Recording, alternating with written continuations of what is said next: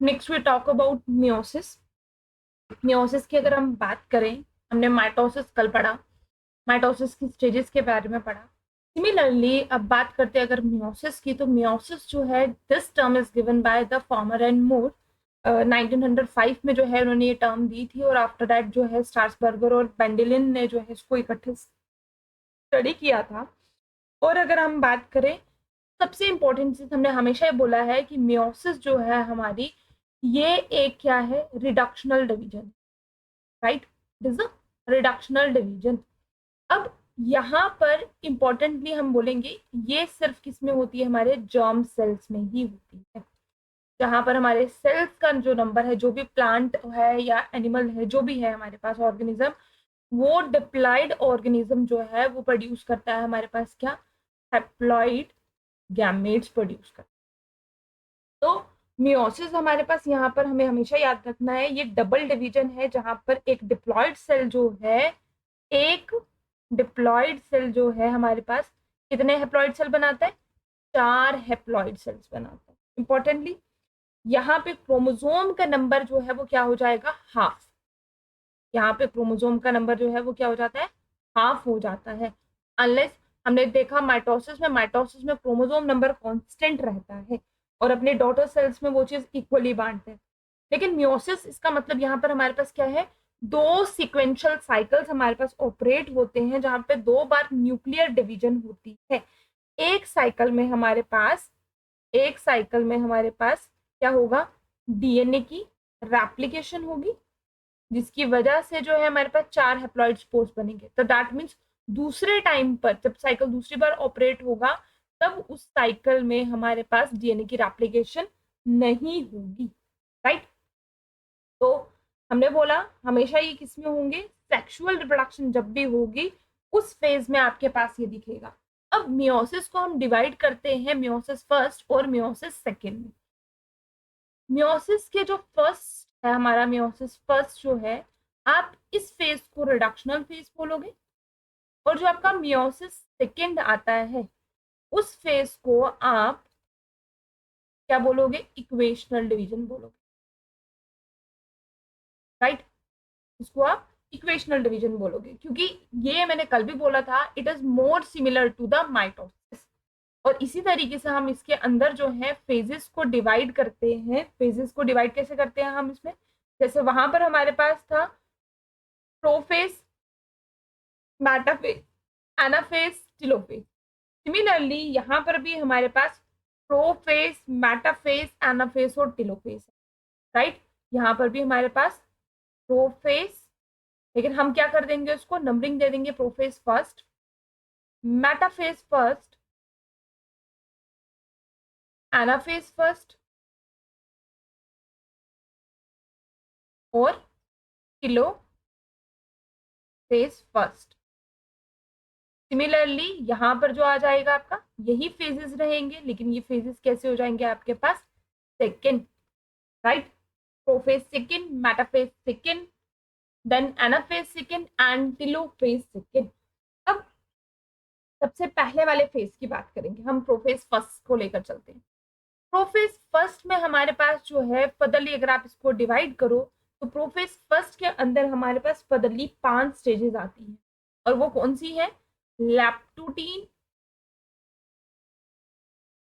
Zygotene, यहां से main questions बनते हैं, पैकेटीन, डिप्लोटीन एंड डाइकाइनेसिस।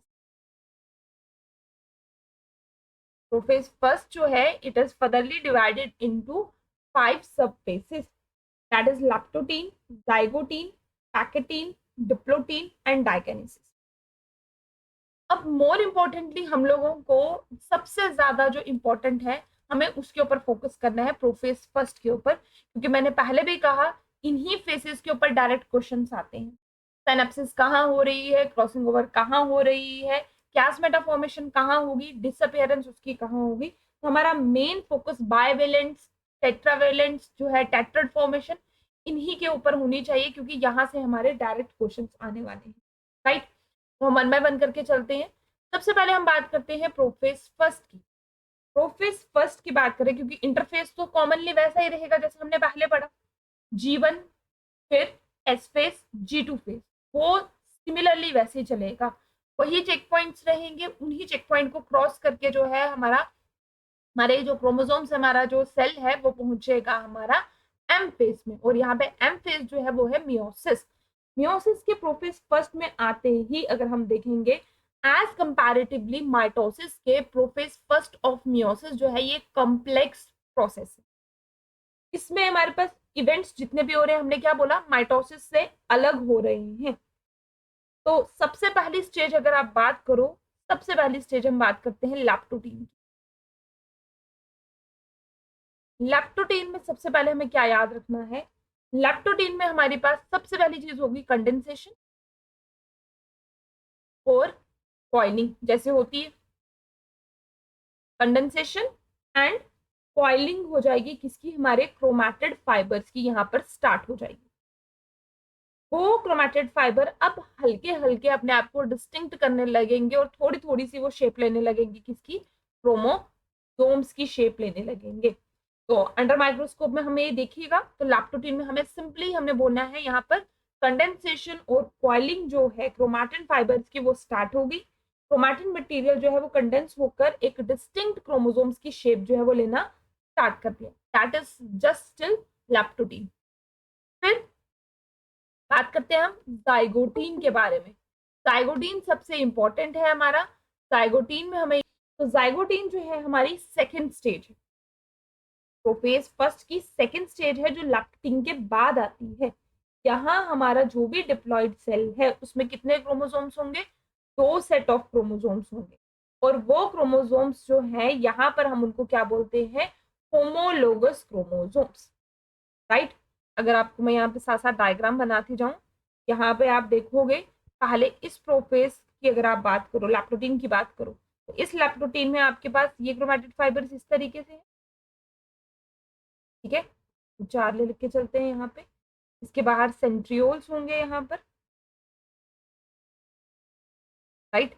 लेकिन यहाँ पर जो है जाइगोटीन में जो है ये क्या हो जाएंगे, वहां पे थ्रेड से थोड़े शेप लेने लग जाएंगे तरीके से,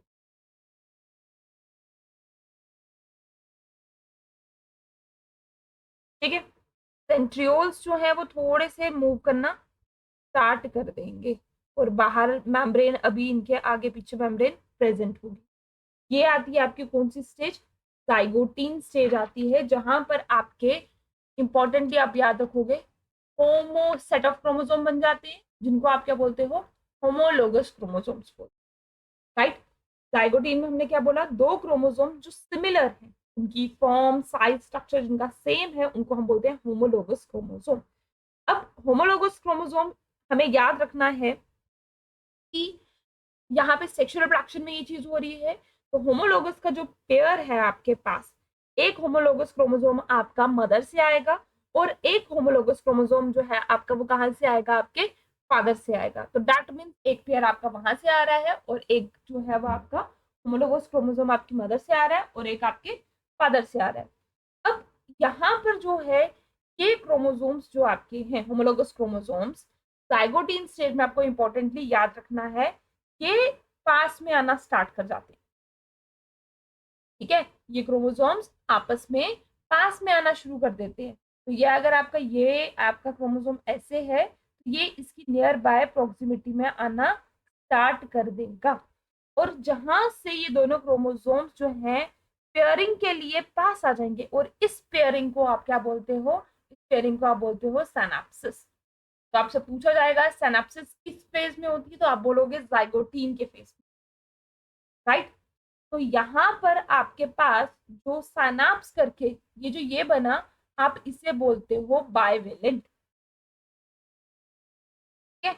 बाइवेलेंट क्यों, क्योंकि 2 होमोलोगस क्रोमोसोम्स जो है वो यहाँ पे क्या बना रहे हैं, पेयर बना रहे हैं, राइट। अगर आप देखोगे तो समझ लो, अगर यहाँ पे ये वाला क्रोमोसोम यहाँ है, ये वाला क्रोमोसोम यहाँ है, तो ये आपके पास ये पेयरिंग के लिए आपस में साथ में आ रहे हैं, तो आप इनको उस टाइम पे क्या बोलोगे, बाइवेलेंट्स बोलो। तो आपसे पूछा जाएगा, 2 क्वेश्चन यहाँ से पूछे जाएंगे आपसे, कि साइनेप्सिस आपकी कौन से उसमें होती है, आप बोलोगे जाइगोटीन में होती है। बाइवेलेंट्स कहाँ पे बनते हैं, आप बोलोगे जाइगोटीन में बनते हैं। माइक्रोस्कोप में जब आप देखोगे तो यहाँ पर एक कॉम्प्लेक्स बन गया होता है, क्योंकि साइनेप्सिस है, इसी वजह से इस कॉम्प्लेक्स को हम क्या बोलते हैं, साइनेप्टोनीमल कॉम्प्लेक्स बोलते हैं। और यहीं से ये स्टेबलाइज करते हैं किसके लिए, ताकि फर्दर ऑन नेक्स्ट वाले पार्ट में, नेक्स्ट वाले फेज में वो क्या कर सके, क्रॉसिंग ओवर कर सके। यहाँ पर क्रोमोसोम सिर्फ आपस में प्रोक्सिमिटी में आकर पास पास आकर चिपक गए हैं, उस चीज को हम क्या बोल रहे हैं, साइनेप्स। यहाँ पे क्या बन रहे हैं, बाइवेलेंट। माइक्रोस्कोप के अंदर अगर आप देखोगे तो ये जो कॉम्प्लेक्स स्ट्रक्चर बन रहा है इसको हम बोलते हैं साइनेप्टोनीमल कॉम्प्लेक्स बोलते हैं। और ये स्टेबलाइज्ड होता है कब तक, जब तक पूरी क्रॉसिंग ओवर नहीं हो जाती। लेकिन आपसे पूछा जाएगा क्रॉसिंग ओवर कहाँ पर हो रही है, तो आप बोलोगे क्रॉसिंग ओवर जो है आपकी नेक्स्ट स्टेज में हो रही है, जिसे आप क्या बोलते हो, पैकेटीन स्टेज बोलते। तो याद हो गए यहाँ पे, पैकेटीन में आपको याद रखना है थर्ड स्टेज है, जाइगोटीन के बाद होती है। क्या हो रहा है, जो यहाँ पे साइनाप्ट क्रोमोसोम्स होंगे वो थोड़े से थिक हो जाएंगे, थोड़े से शॉर्ट हो जाएंगे, क्योंकि कंडेंसेशन होती जा रही है साथ साथ। यहाँ पर आपको, क्योंकि वहां पर इजिली विजिबल नहीं है, लेकिन यहाँ पर आपके पास ये इजिली विजिबल होते हैं, और इनको आप बोलते हो टेट्रड। आपसे क्वेश्चन पूछा जाएगा टेट्रड फॉर्मेशन आपको कहाँ दिखती है, तो आप बोलोगे टेट्रड फॉर्मेशन जो है आपकी, आपको कहाँ पे दिखने को मिलेगी, पैकेटीन स्टेज पे, जहां क्रोमोसोम्स जो है वो क्या कर रहे हैं, क्रॉसिंग ओवर कर रहे हैं, राइट। तो यहाँ पे अगर आप देखोगे क्रोमोसोम्स को,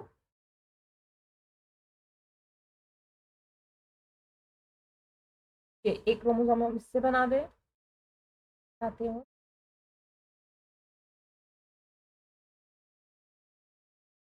ठीक है। तो ये जो आपस में ये चीज चल रही है इनकी, दैट इज इट, सिनेप्सिस हुई है होमोलोगस क्रोमोसोम के बीच में, एक नीचे होगा इसी तरीके से। तो इनके बीच में जो है वो क्या हो रही है, क्रॉसिंग ओवर। और साइड साइड से सेंट्रियोल्स जो है वो क्या कर रहेंगे, मूव करते जाएंगे टूवर्ड द अपोजिट एंड्स।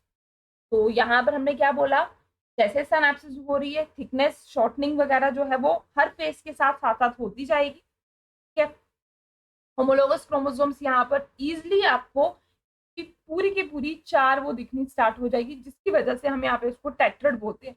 पीछे साइनेप्स में देखोगे तो उसकी जस्ट क्लियरली विजिबल नहीं होती है, दो ही पार्ट्स वहां पे दिखते हैं, जिसकी वजह से हम उसको बाइवेलेंट बोलते हैं। और यहाँ पर हम उसको क्या बोलते हैं, टेट्रड बोलते हैं। कि दो क्रोमैटिड आर्म जो है सेम क्रोमो, ये आपको पता है, सेम क्रोमोसोम की आर्म्स होती है, इन दोनों का आपस में आप क्या बोलोगे, सिस्टर क्रोमैटिड्स। ये आपस में सिस्टर क्रोमैटिड्स है। लेकिन अब अगर आपसे पूछा जाएगा क्रॉसिंग ओवर किसके बीच में होती है,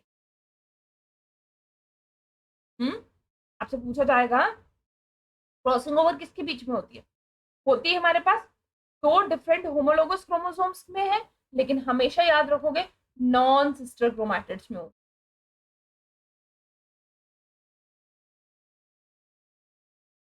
क्यों, ये ये वाला जो येलो वाले है ये आपस में क्या है, ये आपस में हमारे पास होमोलोगस क्रोमोसोम्स भी है लेकिन सिस्टर क्रोमैटिड्स हैं। लेकिन येलो वाला रेड के कैसा है, नॉन सिस्टर क्रोमैटिड, क्योंकि उसका अपना नहीं है, ठीक है। तो हमेशा क्रॉसिंग ओवर आप याद रखोगे किसमें होती है, नॉन सिस्टर क्रोमैटिड्स में होती है। क्रॉसिंग ओवर कहाँ पे होती है, पैकेटीन स्टेज में होती है। जब आपके non sister chromatids homologous pair के क्रोमोसोम्स जो हैं वो आपस में अपना जेनेटिक मटेरियल एक्सचेंज करते हैं, तब आप उस पार्ट को बोलते हो क्रॉसिंग ओवर। और क्रॉसिंग ओवर के टाइम पर, क्रॉसिंग ओवर जो है it will leads to the recombination, यहीं से जो है नए कॉम्बिनेशन जो है वो बनेंगे। दैट मीन्स म्यूचुअल एक्सचेंज होगा किसका, सेगमेंट्स का।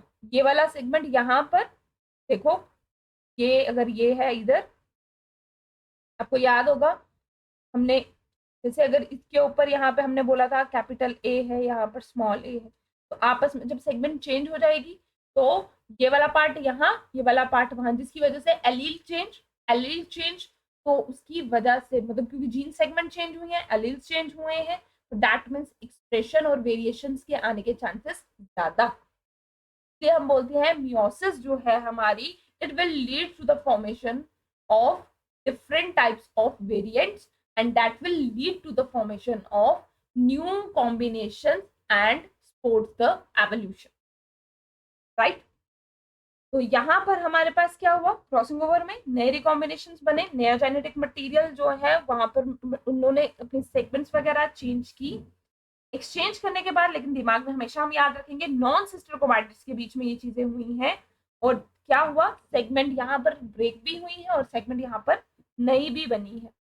दूसरी इंपॉर्टेंट चीज जो यहाँ पे याद रखनी है, वो आपको याद रखनी है जहां पे क्रॉसिंग ओवर होती है, जैसे इस सेगमेंट के बीच में क्रॉसिंग ओवर हो रही है, यहाँ पर एक क्या बनता है, नोड्यूल बनता है, क्योंकि रिकॉम्बिनेशन हो रही है, इस वजह से इसको आप रिकॉम्बिनेशन नोड्यूल बोलोगे, की वजह से क्या बोलोगे, रिकॉम्बिनेशन नोड्यूल बोलोगे।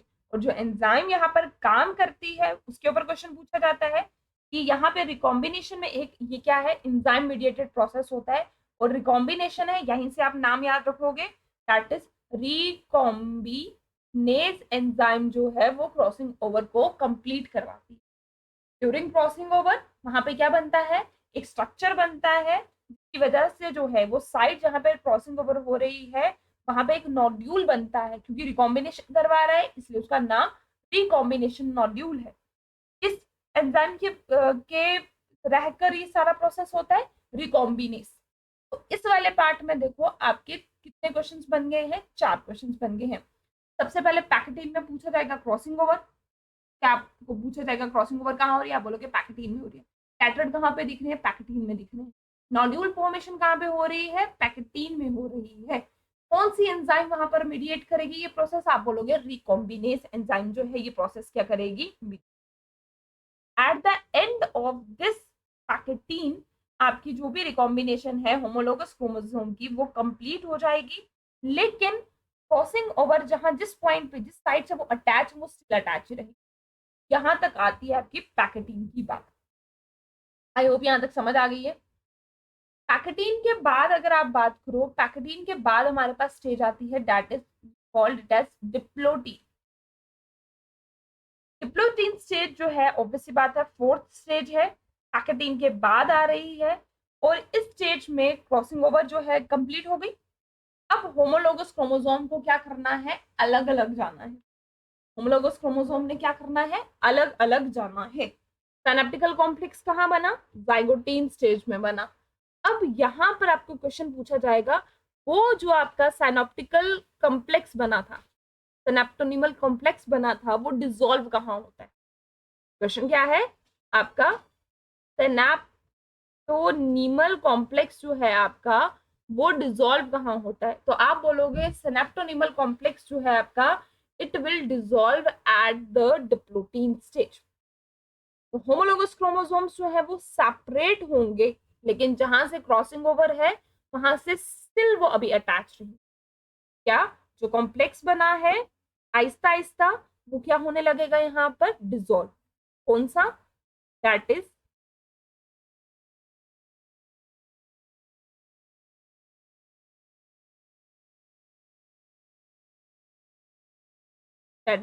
सिनेप्टोनीमल कॉम्प्लेक्स। ये क्या होता है लगेगा, डिसॉल्व। ये आपसे क्वेश्चन पूछा जाएगा। लेकिन क्या बोला, होमोलोगस क्रोमोसोम सेपरेट होंगे, लेकिन जहां से क्रॉसिंग ओवर हुई होगी, लेट्स सपोज ये क्रोमोसोम है हमारा, अगर क्रॉसिंग ओवर आपकी ये वाला पॉइंट अटैच है, बाकी पार्ट अलग होगा, ये वाला पॉइंट अभी भी स्टिल क्या होगा इसका, अटैच। वो जो पॉइंट है अटैचमेंट का, वो जो पॉइंट है सिनेप्टिकल कॉम्प्लेक्स को डिसॉल्व करने के बाद भी वो पॉइंट जहां पे स्टिल अभी क्रोमोसोम होमोलोगस क्रोमोसोम आपस में अटैच है, that point is called as chiasmata, right? Chiasmata is the point of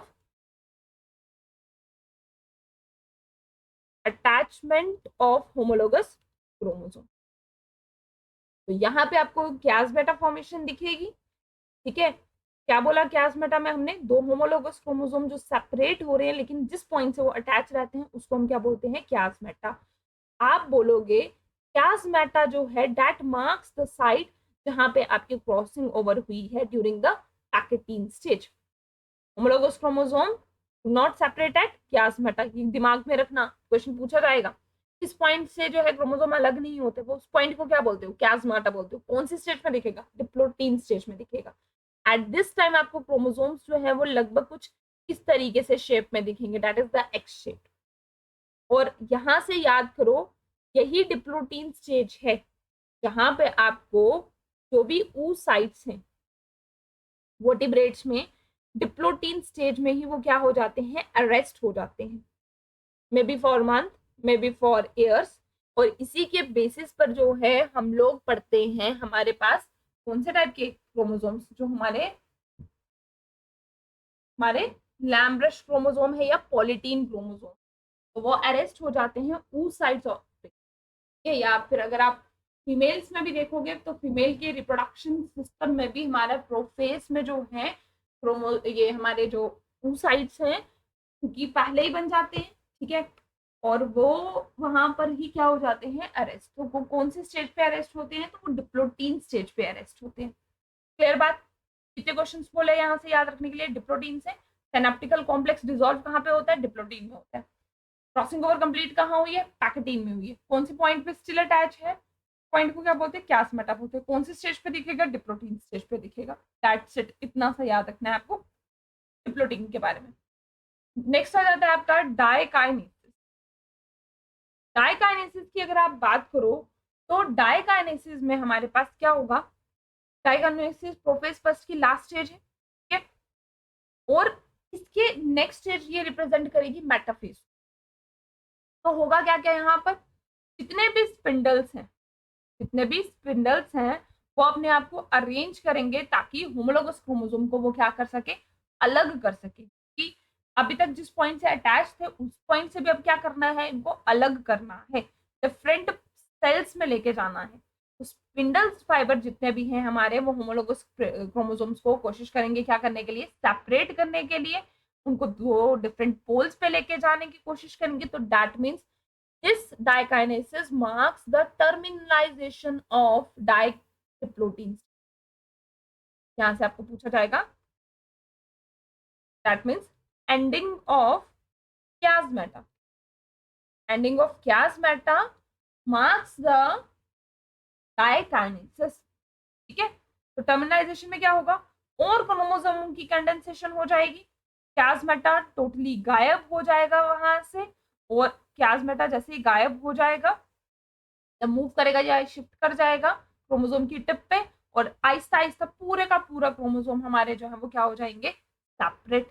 और लास्ट है यहाँ पर, तो दैट मीन्स आपका न्यूक्लियोलस और न्यूक्लियर एनवेलप जो है वो भी क्या हो जाएगी, आपकी न्यूक्लियर एनवेलप जो है वो भी क्या हो जाएगी, डिसअपियर। क्योंकि ये हमारा प्रोफेज का, क्योंकि ये लास्ट स्टेज है, देखो इन बिटवीन हमारी सारी स्टेजेस में कंडेंसेशन होती जा रही थी। At the last stage of the prophase first हमारे पास यहाँ पे न्यूक्लियोलस, न्यूक्लियर मेम्ब्रेन, सब चीजें जो है वो क्या हो जाएंगी, डिसअपियर। यहाँ तक बात आती है हमारी प्रोफेज फर्स्ट की। हो गया सब कुछ अलग यहाँ पर हमारे पास। अब डायगोनेसिस के टाइम पर हमारे जो क्रोमोसोम्स हैं, एक बार डायग्राम देखते हैं साथ साथ। तो आपको कुछ जो है ये लास्ट स्टेज आपको इस तरीके से है, ये आपकी सेगमेंट देखोगे तो ब्लू के साथ रेड आ गई है, ब्लू के साथ रेड आ गई हुई है, दैट मीन्स यहाँ पर एक्सचेंज हो चुका है मटेरियल का, राइट। सेगमेंट्स का एक्सचेंज करना यही शो करता है कि मटेरियल जो है आपके क्या हो चुके हुए हैं, एक्सचेंज हो गए हैं। अब बात करते हैं इसके बाद मेटाफेज। जैसे यूजली होता है, ठीक है, जैसे प्रोफेज फर्स्ट खत्म हुआ, क्रोमोसोम एंटर कर जाएंगे हमारे मेटाफेज फर्स्ट में, न्यूक्लियर एनवेलप डिसइंटीग्रेट जो है that marks the metaphase first, right. और यहाँ पे क्रोमोसोम मूव कर जाएंगे साइटोप्लाज्म में। अब यहाँ पर जो आपके क्रोमोसोम्स है they will align themselves at the equatorial plate, जैसे वहां पे होते हैं, ठीक है। सेंट्रोमियर जो है वो दोनों क्रोमोसोम्स का अरेंज हो जाएगा दो रोज में, दिख रहा है हम लोगों को इधर भी, देखो ये यहाँ पर आपको दिख रहा है, इस तरीके से अलाइनमेंट हो जाएगी इस पार्ट पे, राइट। तो इक्वेटर पे प्लेट यहाँ पे आ गई, लेकिन यहाँ पर हमें याद रखना है वहां पर क्रोमोसोम्स क्या थे, कम, वहां पे क्रोमोसोम्स का वहां पे वो था। तो यहाँ पर अगर आप देख रहे हो तो यहाँ आपको जो मेन पॉइंट याद रखना है, आपको याद रखना है यहाँ पर डबल मेटाफेसिक प्लेट बनती है। देखो यहाँ पर, वहां पर क्रोमोसोम्स कितने थे, वहां पर हमारे पास जब क्रोमोसोम्स हम अलाइन करके देखते हैं तो वहां पर क्रोमोसोम्स जो हैं वो एक ही रो में अपने आप को अरेंज करते हैं। लेकिन यहाँ पे अपने जो क्रोमोसोम है हमारे, वो 2 रोज में अलाइन करते हैं। तो यहाँ पर हमारे पास एक प्लेट ऐसे बन जाएगी, एक मेटाफेसिक प्लेट नीचे बन जाएगी। तो यहाँ पे हमारी मेटाफेसिक प्लेट जो आपको याद रखनी है, at during the metaphase first, कितनी मेटाफेसिक प्लेट बनती है, 2। और फिर जाके बावेलेंट्स अपने आप को जो है, क्रोमोसोम्स को अपने आप को वहां क्या कर देते हैं, अरेंज, ताकि वो जो है हमारे जो सेंट्रोमियर्स जो है वो थोड़े से क्या हो जाए, अपने आप को अलाइन करें और उनका फेस जो है वो टुवर्ड्स कहाँ पे हो, पोल वाली तरफ हो, राइट। फिर बात, अब यहाँ पर ऐसा कुछ फिक्स नहीं है कि मैटरनल वाला उस तरफ जाएगा या पेटर्नल वाला उस तरफ जाएगा, तो that is a random arrangement, randomly arrange हो जाते हैं and after that they will separate. तो यहाँ पर स्पिंडल फाइबर्स के साथ, क्योंकि सेंट्रोमेयर जो है वो यहाँ से अलाइन करते करते जो है अपोजिट एंड पे आ गया अपोजिट एंड पे, ठीक है। जो भी यहाँ पे, क्योंकि मैं मालूम है जो स्पिंडल फाइबर्स होते हैं यहाँ पे प्रेजेंट होता है ट्यूबुलिन प्रोटीन, तो माइक्रोट्यूब्यूल्स जो है स्पिंडल फाइबर्स के अपोजिट पोल से वो सेंट्रोमेयर के साथ यहाँ पे अटैच हो जाएंगे। ये आपका यहाँ क्रोमोसोम है, तो यहाँ इसके सेंट्रोमेयर के साथ ये अलाइन कर रहे हैं, तो ये अरेंज हो जाएंगे इसके साथ, सेंट्रोमेयर के साथ अटैच हो गए। अटैच होने के बाद जो है ये फेस करेंगे, तो दैट मीन्स यहाँ पे पकड़ बन गई मेटाफेज फर्स्ट में।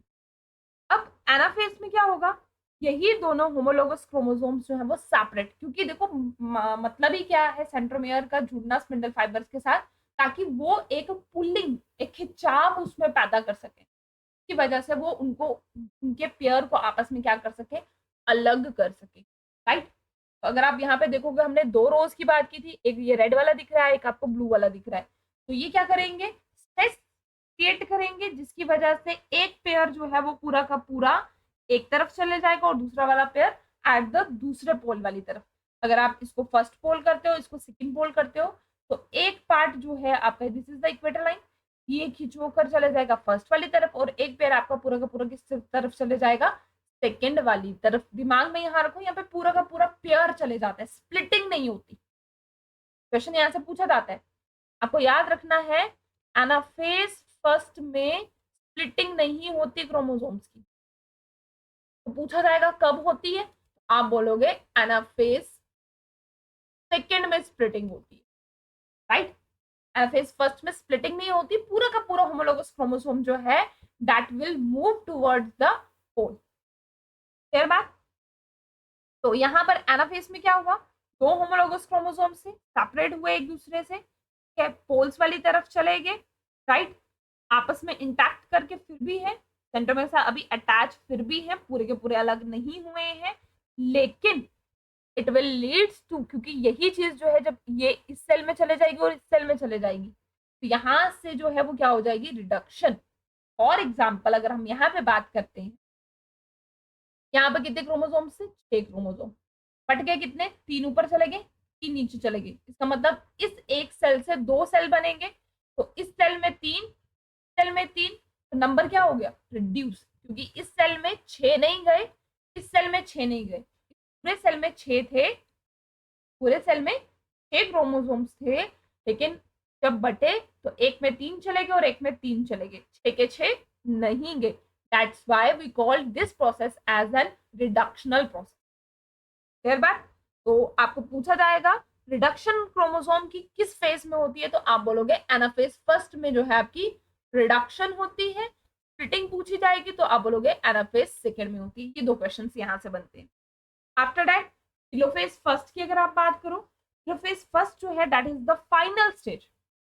क्यों, क्योंकि यहाँ पे क्रोमोसोम्स जो है वो पोल्स तक पहुंच गए, स्पिंडल फाइबर्स जो है वो कंप्लीटली यहाँ पर डिसअपेयर हो जाएंगे, न्यूक्लियोलस, न्यूक्लियर मेम्ब्रेन जैसे कि हमेशा होता है एट द एंड वो वापस बन जाएंगे, यहाँ पर क्रोमोसोम की अनकॉइलिंग हो जाएंगी, ठीक है।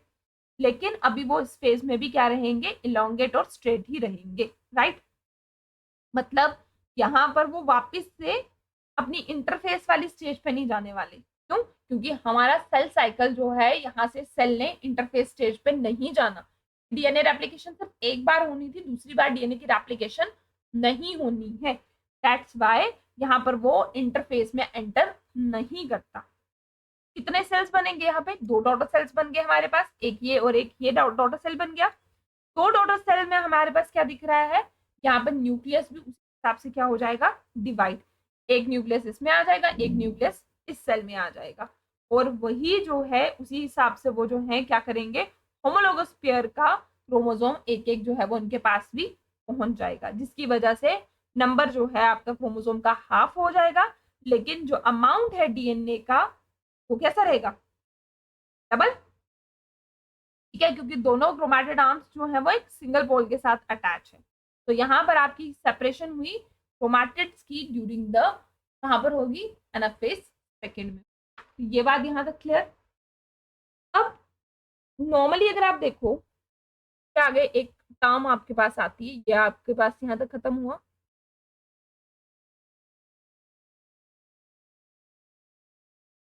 जिसको आप बोलते हो इंटरकाइनेसिस या फिर इंट्रामियोटिक इंटरफेस, ये आपके लिए टर्म आपको पूछी जाती है, राइट। तो इंटरकाइनेसिस देखो जनरली क्या होता है, कैरियोकाइनेसिस के बाद हमारे पास जो है, जैसे फर्स्ट न्यूक्लियर डिवीजन होती है, डॉटर सेल सेपरेट हो जाते हैं, हैप्लॉइड हो गई, साइटोकाइनेसिस। इंटरकाइनेसिस या इंट्रामियोटिक इंटरफेस जो है ये क्या है? एक मेटाबॉलिक स्टेज है। किस किस के बीच में है? आप कह सकते हो टेलोफेज फर्स्ट और प्रोफेज सेकेंड के बीच का जो period is a gap between the meiosis first to meiosis second. देखो इसको किस किस किस तरीके से लिख सकते हो?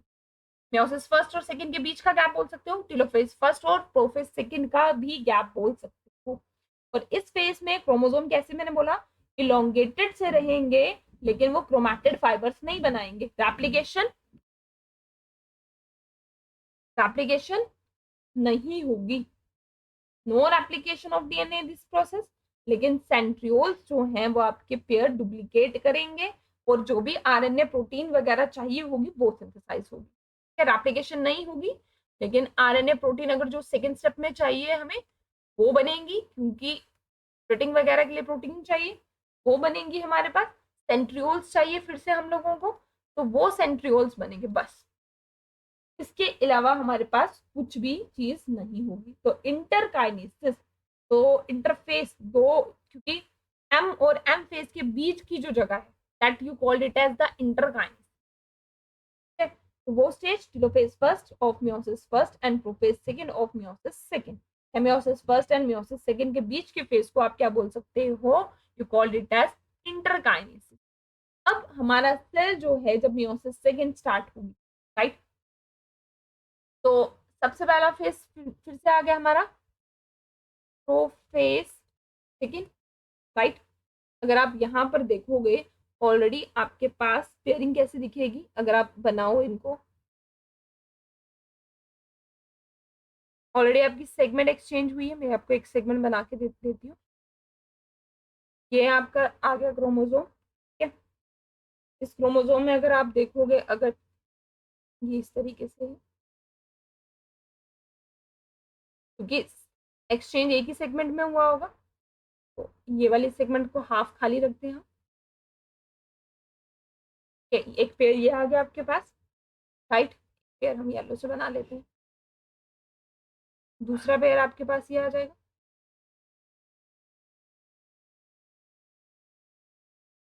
ठीक है। आपकी जो सेगमेंट एक्सचेंज हुई होंगी, तो रेड वाला इस वाले पार्ट पे आ जाएगा, बाकी वाला क्रोमोसोम आपका समझ लो येलो रख देते हैं हम लोग। तो मतलब जो एक्सचेंज हुआ है यहाँ से येलो वाला पार्ट उधर पहुंच गया, ठीक है। और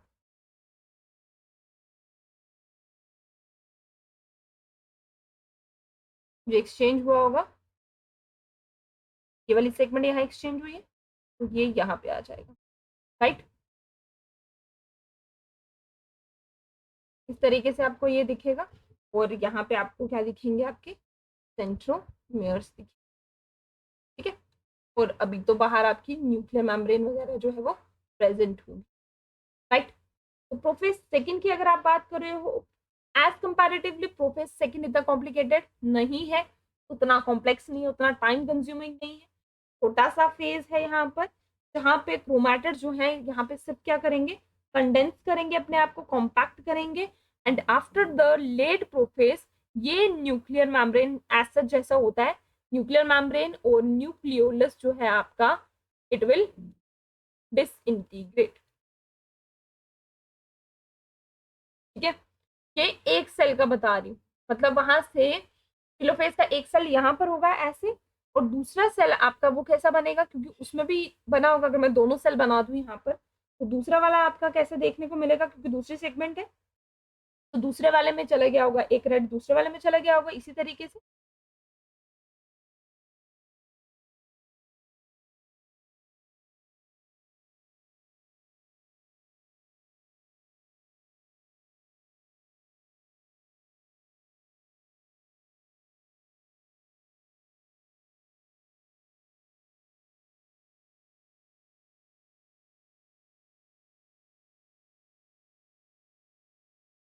ठीक है, ये एक्सचेंज जो हुआ होगा,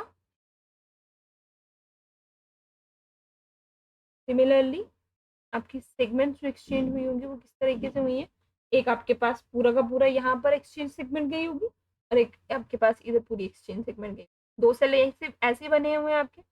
हम एक सेल को लेकर पढ़ रहे हैं और एक सेल में देख रहे हैं कि मटेरियल चेंज कैसा हुआ होगा,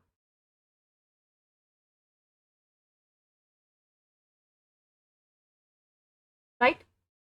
ये एक्सचेंज हुआ होगा इसमें भी, तो ये दूसरा सेल होगा आपका। अब हम अगर एक सेल में पढ़ेंगे डिवीजन कैसी हो रही है, तो ऑब्वियस बात है दूसरे सेल में भी वैसी होगी, तो ये वाला सेल लीड करेगा, आगे दो सेल बनाएगा, ये वाला सेल भी लीड करेगा, दो सेल बनाएगा, तो टोटल लास्ट में आपके पास कितने सेल्स बन जाएंगे, चार डॉटर सेल। हम एक सेल को लेके पढ़ रहे हैं अभी, तो यहाँ पर हमारे हमने क्या बोला, प्रोफेज सेकंड न्यूक्लियर डिवीजन हुई, न्यूक्लियोलस बना, डिसइंटीग्रेशन जो है that marks the ending of the prophase second and the beginning of the metaphase second. तो नेक्स्ट मेटाफेज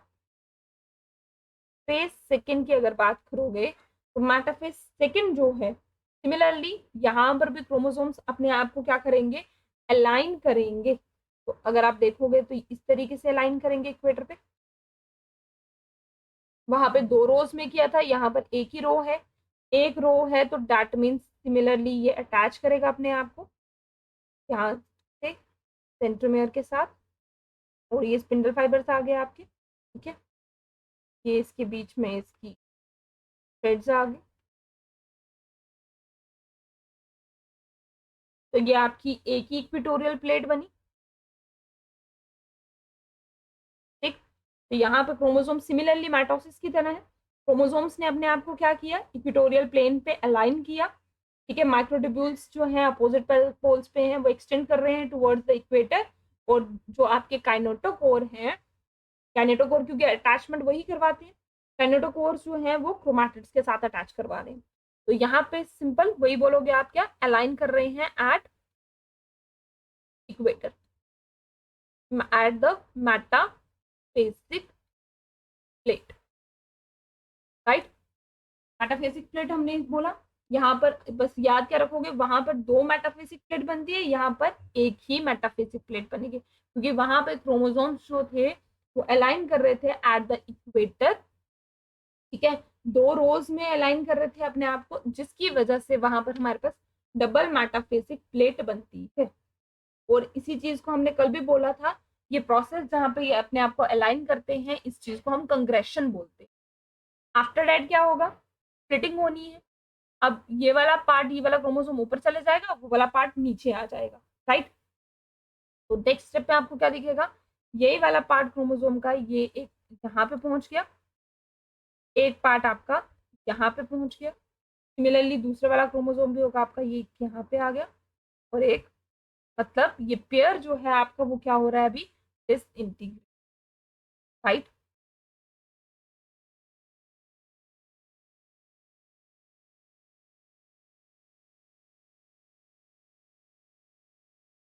ये आपका आ गया कौन सा, एनाफेज। तो एनाफेज सेकंड क्या बोलोगे आप, यहाँ पर सेंट्रोमियर होल्ड कर रहे हैं जो एट द मेटाफेजिक प्लेट पे जिन्होंने होल्ड किया है, तो यहाँ पे आप बोलोगे एनाफेज सेकंड में आपकी क्या हो रही है, स्प्लिटिंग हो रही है। जैसे मैंने पहले कहा, ये अलग अलग जा रहे हैं पेयर अब यहाँ पर, ठीक है, स्प्लिटिंग होगी जिसकी वजह से दो क्रोमेटिड आर्म्स जो हैं वो अपोजिट पोल्स की तरफ मूव कर जाएंगी, एंड आफ्टर दैट ये एक सेल में चले जाएंगी, फिर लीड्स टू वन सेल, ये एक सेल में चले जाएगी यहाँ पर, और ये वाली अलग सेल में, ये एक यहाँ पे पहुंच गया और एक यहाँ पे पहुंच गया, राइट। ये ऑलरेडी नंबर हाफ था तो ये आगे हाफ ही जाने वाला है, कह रहे बात। तो अभी तक ये इसके साथ जुड़ा होगा टेलोफेज के एंड तक। टेलोफेज सेकेंड में जो है आपके पास लास्ट स्टेज है, क्रोमेटिड आर्म्स जो भी क्रोमेटिड्स हैं वो पोल से अनकॉलिंग होना स्टार्ट हो जाएंगे, डिकंडेंसेशन होनी स्टार्ट हो जाएगी, वापस से थिन होना स्टार्ट हो जाएंगे, स्पिंडल फाइबर डिसइंटीग्रेट होना स्टार्ट हो जाएंगे, न्यूक्लियर एनवेलप न्यूक्लियोलस वापस आ जाएंगे, और एट लास्ट अगर एक सेल से दो सेल बन रहे हैं, दूसरे सेल से भी आपके दो सेल्स बनेंगे, तो टोटल आपके 4 हेप्लॉइड सेल्स बन गए। टेलोफेज सेकेंड जो है, अब इसके अंदर क्या होगी, साइटोकाइनेसिस, ये वाला सेल सेपरेट, ये वाला सेल सेपरेट डॉटर सेल, ये वाला डॉटर सेल सेपरेट, और ये वाला भी सेपरेट। तो यहाँ पर एट द लास्ट आपकी साइटोकाइनेसिस हुई, साइटोप्लाज्म में आपके पास एनिमल सेल में फरो बनेगा, प्लांट सेल में सेल प्लेट बनेगी, जिसकी वजह से जो है ये सेपरेट हो जाएंगे और 4 हेप्लॉइड गैमेट सेल आपके बन जाएंगे। तो मियोसिस की सिग्निफिकेंस क्या है, एक तो गैमेट्स की फॉर्मेशन में हेल्प करता है, क्रोमोसोम नंबर को मेंटेन करवाता है, पहले रिडक्शन करवा देगा, और ताकि जब दोनों पेरेंट्स से गैमेट्स आए तो वो जाइगोट फॉर्मेशन जब हो वो डिप्लॉइड ही बने, क्योंकि हम हमेशा बोलते हैं कि डिप्लॉइड जो जाइगोट होता है इट इज यूनिवर्सली डिप्लॉइड, और that will leads to the formation of different type of variation. तो ये हुई यहाँ पे खत्म क्या, मियोसिस सेकेंड। तो यहाँ तक समझ आ गई। अब एक आध पॉइंट्स में आपको यहाँ पे नोट पे डाल देती हूँ, इफ इन केस पूछा जाए। माइटोजेंस, माइटोजेंस हमारे पास वो सबस्टांसेस होते हैं जो माइटोसिस को इंड्यूस करते हैं, ठीक है, जैसे ऑक्सिन, जिबरलिन, ठीक है, इंसुलिन, साइटोकाइनिन, ये वो सबस्टांसेस हैं जो माइटोसिस को क्या करते हैं, इंड्यूस करते हैं, उनको हम क्या बोलते हैं, माइटोजेंस बोलते हैं। इसी तरीके से हमारे पास होते हैं माइटोटिक पॉइजन।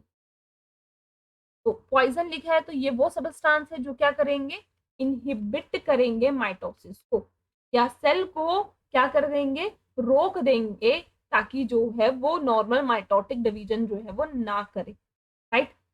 जैसे कि हमारे पास एजाइड्स होते हैं, जैसे कि हमारे पास क्या होते हैं, एजाइड्स, साइनाइड, ये प्रोफेज को इनहिबिट कर देते हैं, ठीक है, जिसकी वजह से आगे सेल डिवीजन नहीं होती, ठीक है। उसके बाद मस्टर्ड गैस यूज की जाती है,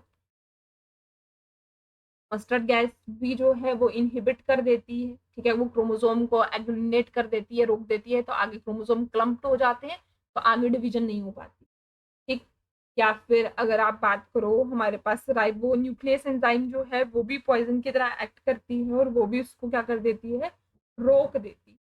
तो ये हमारे पास कुछ ऐसे सबस्टांसेस हैं जो क्या करते हैं, सेल साइकिल में अगर हम डाल रहे हैं तो या तो चीजों को इंड्यूस करेंगे, तो या तो चीजों को वहीं पर जो है वो क्या कर देते हैं, रोक देते हैं।